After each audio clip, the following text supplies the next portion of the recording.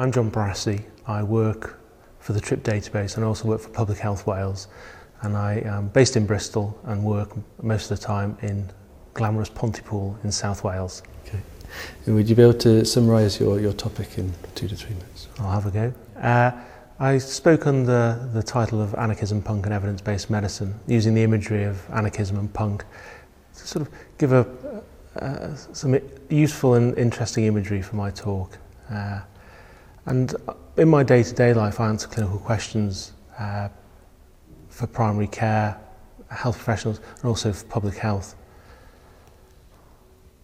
And what I want when clinicians come to me with a question is to give them robust evidence to answer them. And the poster boy of evidence-based healthcare is Cochrane, and more broadly systematic reviews, because they're seen as such high-quality evidence. And the problem I have is that they don't answer many of the questions that we receive.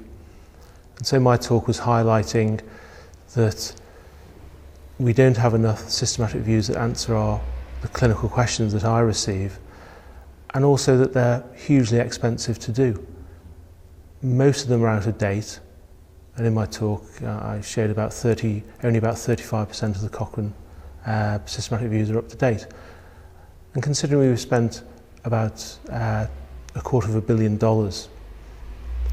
or Cochrane have, I just think that's wrong, and I think it's unsustainable. And so my talk was highlighting that, and in a way challenging Cochrane and other people in the systematic review world to pull the finger out, do some research, and get systematic reviews that can be done in a month, 2 weeks, a week.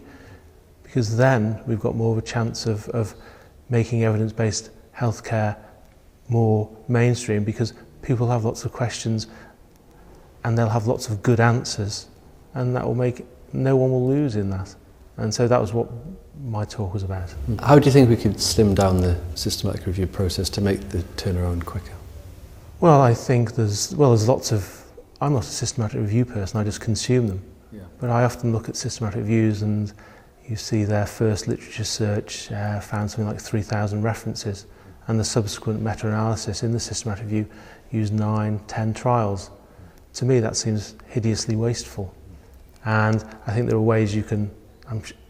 I do literature searches all the time. I'm sure there are ways you could slim that bit down considerably.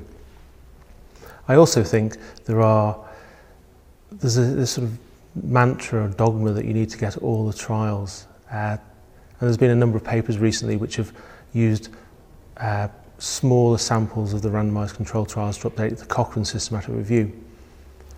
And they found no difference. And so I think there's lots of areas we could look at. In fact, I'd probably say most of them. And I think if you set yourself up saying, we've got 2 years to do a systematic review, you'll take 2 years. Cochrane and other systematic review producers have got some very clever methodologists. I think they should be challenged to do the systematic reviews in 2 weeks and see where that gets them. And hopefully it'll give them a headache, but hopefully they'll get there. And until they try, they certainly won't get there. What are the clinical questions that commonly come up that systematic reviews can't answer? Well, vast majority can't be answered by systematic. We did an analysis of 358 dermatology questions, and only 3 could be answered with a single systematic review, so less than 1%.